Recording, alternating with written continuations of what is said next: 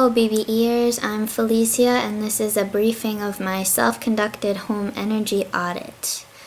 We're going to call my house 1099 because that's the number, and this audit mainly targets the ground floor where I live, so welcome. For starters, I use this website, energysavers.gov, as a guideline for my audit, and the first thing it said to check for was air leakage. So these are the following places they recommend checking. So we have electrical outlets, window frames, weather stripping around doors, attic hatches, switch plates, baseboards, fireplace dampers. We don't have a fireplace, but wall or window mounted air conditioners, and so those are the places that I'll be checking now. So we're starting outside. This is the front door, and as you can see, there's a huge chunk missing here right by the lock.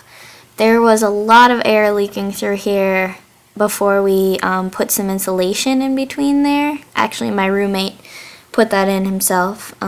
That's this white stuff right here, this kind of light gray stuff he actually put in himself after we discovered just how much air was leaking through that crack.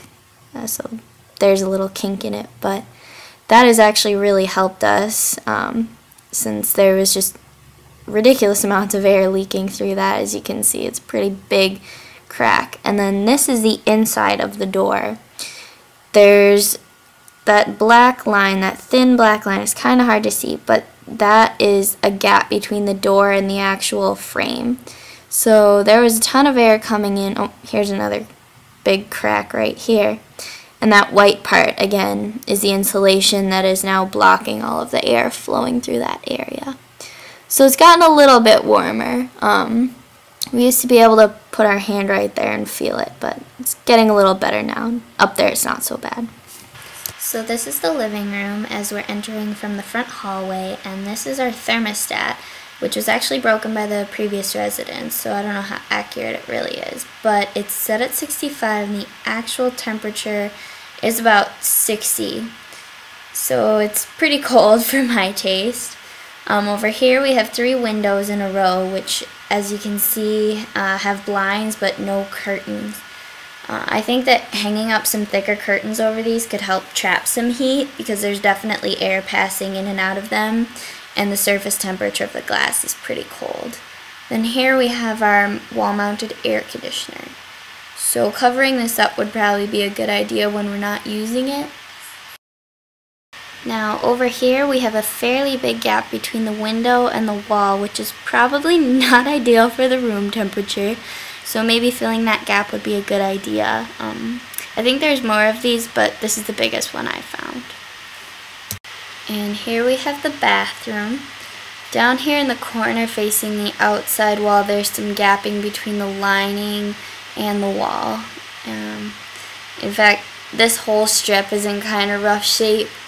There's probably been a lot of battering. It's an old house, so it's kind of to be expected. Then there's some cracking in this corner, and then this gap actually leads to the basement, which I found out after dropping something through it actually. And the basement isn't insulated, so there's probably cold air coming up through it. Then this is the window adjacent to the shower.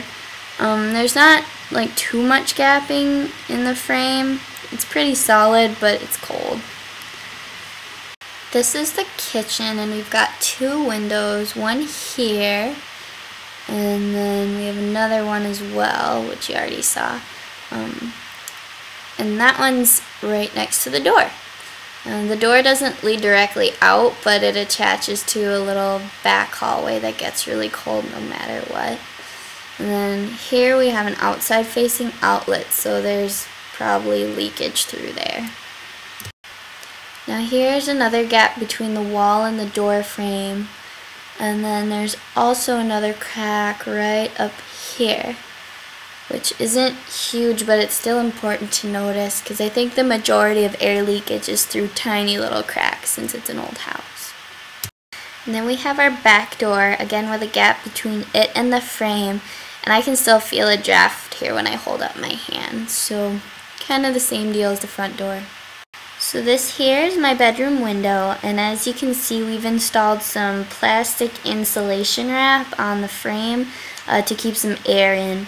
Honestly, it doesn't do too much, but I'll be putting up a curtain soon, and hopefully it'll help trap a little more air. So that's just some of the stuff we've been doing, kind of to keep it a little warmer at least. This is a very creepy view of the first window. This is my roommate's bedroom window. There's a little gapping there, as you can see. Now this is the first living room window, and there's looks like some insulation on the outside actually, this foamish stuff. So that was interesting to find. So here we've got the big living room window, and again, got gapping underneath it. Kind of the same old situation, and sadly no insulation on this one. Now here's our last living room window, and then an outside view of the wall-mounted air conditioner. Sorry it's so dark. I have class, so can't come home till late at night. And here you can see there's no insulation on the last living room window either. So this is the back outside door, and that white line is the insulation that we put in, so that kind of shows the gap that was there beforehand. So a lot of air leaking through the air before we insulated. And finally, this is the crack I found on my bedroom window. So that's no good. Not exactly sure what to do about it though. So I really would have liked to check insulation levels in the house, at least on the bottom floor, because I'm sure they're a lot lower than they should be, but unfortunately I'm kind of limited being on a year lease in the house and not being able to drill holes in the wall and check to see the insulation levels inside. Also, I wouldn't have the means to purchase a thermal imaging camera. They run for about $1,000, so there's not much I can do about that, but I would really like to do it in the future if I ever get the chance. Now, one thing I did get a chance to look at was the lighting in the house, which Energy Savers estimates is about 10% of our energy bill. So we have mostly 60 watt and 40 watt incandescent bulbs, and then we have one fluorescent bulb, which is that squiggly one on the side there. And this website, EFI.org, has a chart that kind of lists a bunch of different light bulbs, and then the estimated annual energy use of each and the estimated annual cost of each. So that's kind of nifty to look at.